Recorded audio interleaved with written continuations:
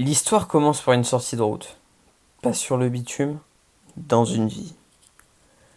Chapitre 1, Bas Titema du peloton à la caméra, l'histoire d'une transition. Bas Titema n'est pas juste un ancien coureur, c'est un enfant du cyclisme qui, après une carrière contrariée, a trouvé un nouveau chemin autour de la passion du cyclisme, plus qu'à l'intérieur du peloton. Un espoir contrarié. Né à Zwolle aux Pays-Bas, Bas Titema fait ses armes dans l'équipe de développement de BMC. Il réalise l'un de ses plus beaux résultats en terminant 3ème de Paris-Roubaix Espoir en 2014.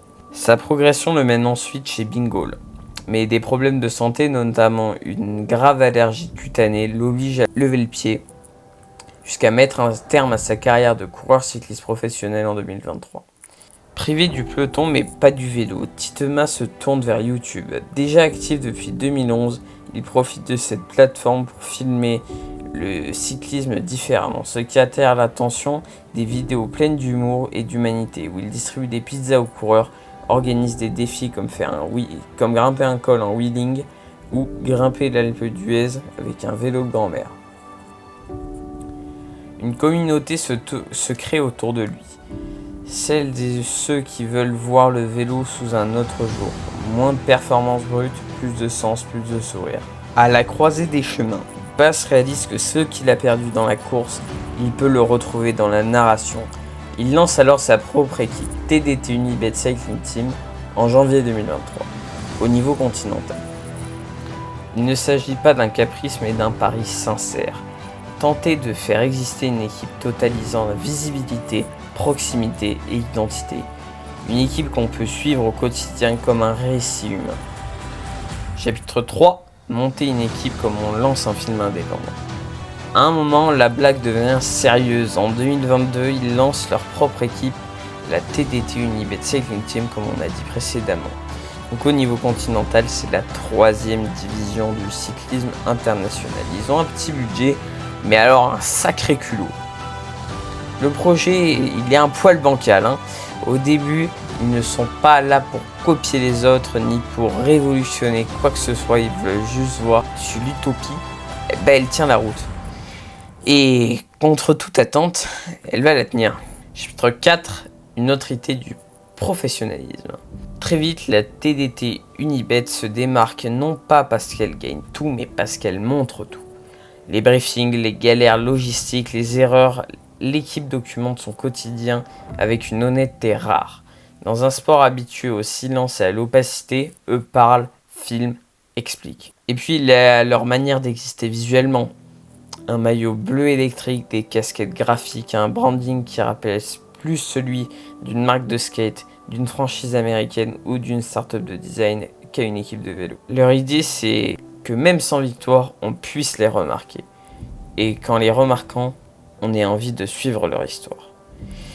Mais, sauf qu'ils vont quand même gagner, car il y aura des bonnes performances sportives et une réussite. Chapitre 5, un sponsor sous tension, une nationalité qui bascule.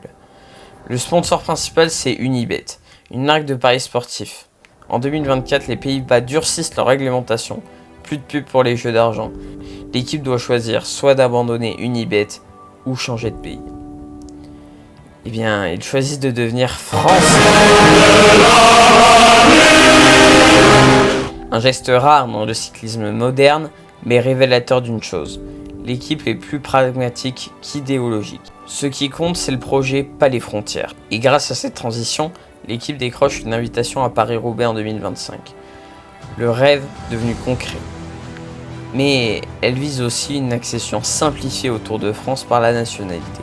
Chapitre 6, l'innovation comme ligne de conduite. Mais ce qui rend les Unibet Titema Rocket vraiment à part, ce n'est pas qu'ils soient passés de YouTube à Roubaix, c'est leur façon de penser l'équipe, communication.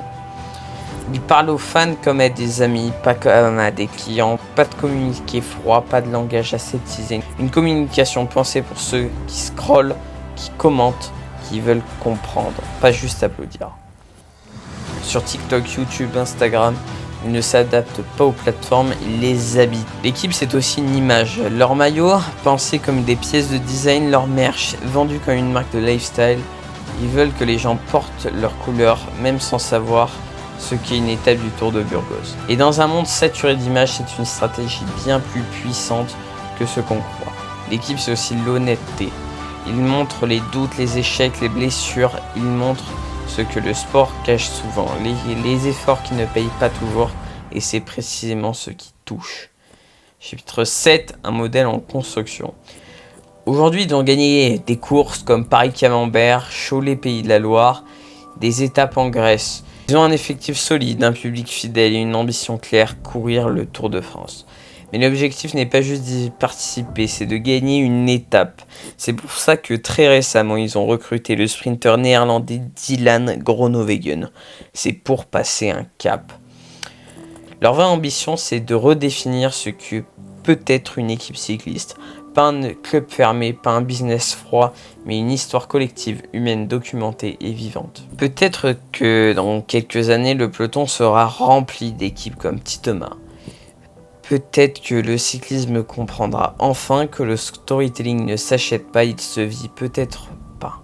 Mais ce qui est certain, c'est qu'une bande de youtubeurs a déjà réussi là où tant d'autres ont échoué. Donner envie de croire à nouveau dans ce sport qui a été sali par de sombres histoires. Mon avis sur tout ça, c'est aussi que la vraie réussite des Unibet Thomas Rocket, c'est d'avoir...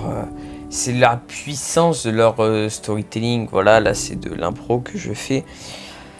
La puissance du storytelling, ça donne un côté sympathique à cette équipe. C'est pas une équipe froide où rien ne paraît, rien ne sort comme les grandes équipes du monde du vélo. C'est une équipe dans laquelle on s'identifie, on s'attache et c'est ça leur force. Voilà, t'es arrivé au terme de cette vidéo. Si ça t'a plu, n'hésite pas à liker, commenter, parce que c'est extrêmement important pour le référencement, mais aussi de t'abonner. Voilà, ça fait extrêmement plaisir, c'est gratuit, tout le monde peut en profiter. Donc voilà, moi je te laisse. Salut!